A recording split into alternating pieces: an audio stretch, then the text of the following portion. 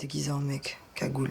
Entre janvier 1989 et juillet 1990, 5 amis d'enfance vont braquer 7 banques de la région d'Avignon. La presse les a surnommés le gang des Amazones. Une histoire de femmes, d'entraide, de survie pour subvenir aux besoins de leur famille. La bascule, c'est quand Hélène Trinidad apprend qu'elle doit rembourser un trop-perçu de la CAF. Depuis quand des meufs ça braque? Elle ne sait pas comment elle va faire. Elle travaille la journée dans une boulangerie. Sa mère, elle travaille la nuit. Son père est parti. Il leur a laissé les traites de la maison à payer. Elle a 3 enfants. Elle ne peut pas emprunter d'argent à ses amis ni à la banque. Enfin voilà. Et elle se dit je vais me prostituer, mais elle ne trouve pas le courage de ça. Les cambriolages, etc. Elle se disait non, on ne va pas voler des gens qui sont peut-être possiblement dans la même situation que nous. Enfin bon, voilà. La drogue, surtout pas. On a des enfants. Et pour elle, le projet en fait le moins fou, c'était de braquer des banques.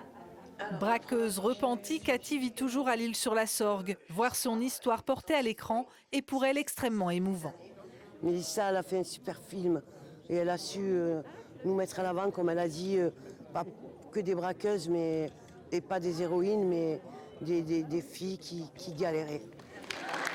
Le film a été tourné dans le Vaucluse. Au casting notamment Isia Higelin, Lina Coudry et l'actrice marseillaise Kenza Fortas.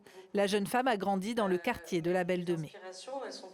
Quand on est maman, quand on est issu de quartiers défavorisés aussi, vous savez, pas tout le monde est né avec une cuillère en or dans la bouche, si je peux dire.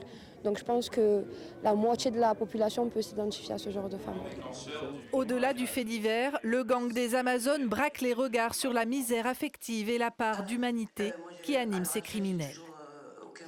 Les actrices sont super. Il y a beaucoup d'action. Beaucoup d'émotions et mention spéciale pour la notion de sororité.